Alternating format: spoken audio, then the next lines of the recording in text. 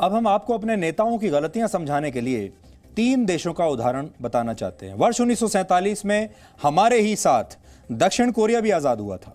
वर्ष 1942 में हमसे 5 साल पहले ऑस्ट्रेलिया भी आजाद हुआ था और वर्ष 1965 में हमारे बाद सिंगापुर भी आजाद हुआ था।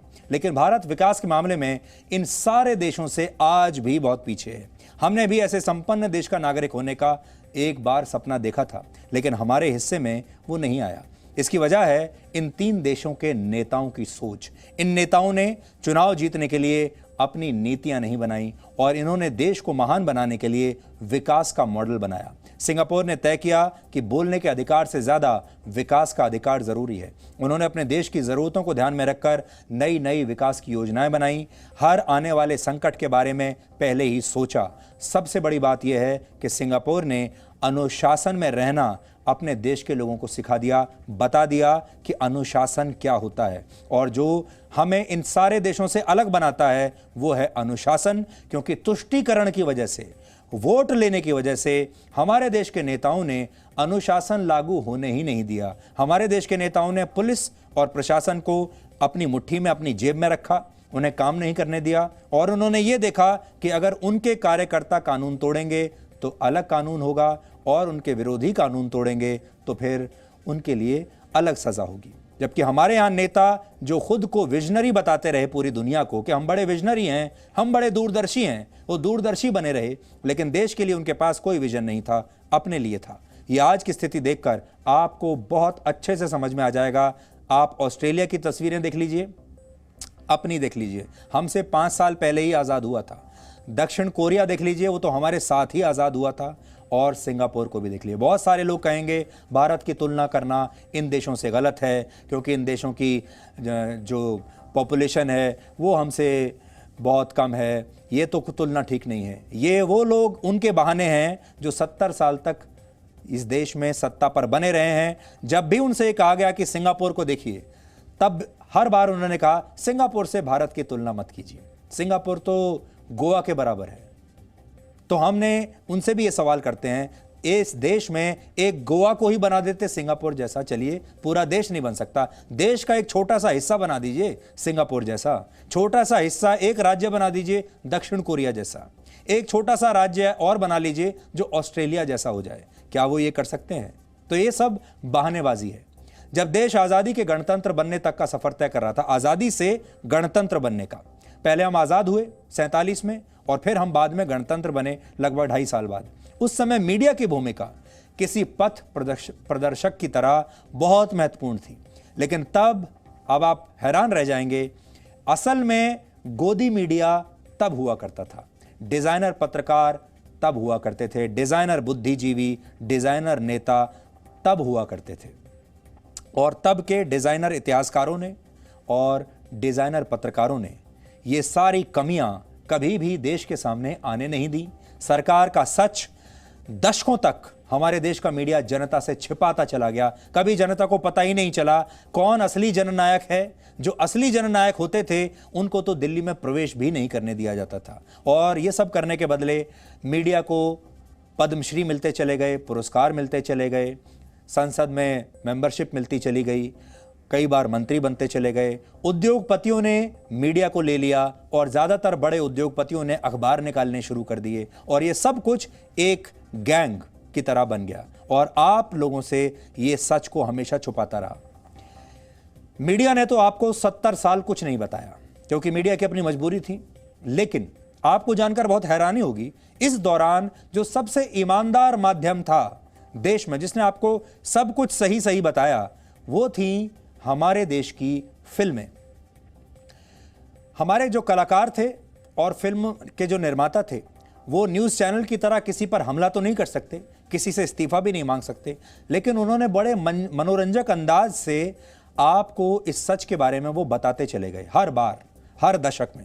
और जैसे जैसे वक्त बदला, वैसे वैसे फिल्मों की कथाएं, उनके नायक, उनके खलनायक, सब कुछ बदलते चले गए। आपने शायद ध्यान नहीं दिया होगा, आज़ादी के बाद शुरुआती फिल्मों में जब 50 और 60 का दशक था, साहूकार के कर्ज से परेशान किसानों की समस्या और बेबसी को बड़ी संजीदगी से हमारी फिल्मों के पर्दों पर लाया गया। आपको याद होगा आज़ादी के बाद जो फिल्में आती थीं उनमें किसी ज़मींदार या साहूकार को खलनायक के रूप में दिखाया जाता था और किसान हमेशा उनके हाथों उसका शोषण होता था। इन फिल्मों में भारत के किसानों की दुर्दशा दिखाई जाती थी। उस समय की फिल्मों का नायक एक किसान होता था, हमेशा गरीबी से संघर्ष करता था और हमारे देश में किसान और उसका पूरा परिवार ब्याज, गरीबी, मेहनत के सभी कभी ना खत्म होने वाले चक्रों में फंसा रहता था। और गणतंत्र बनने के बाद पहले दशक में किसानों की इसी मजबूरी को चित्रित किया गया।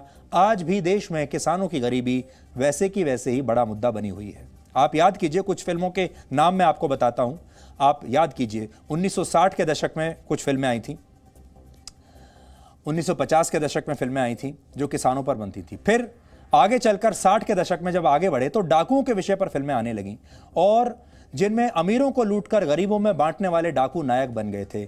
ये वो डाकू थे जो विद्रोह की आवाज उठा रहे थे।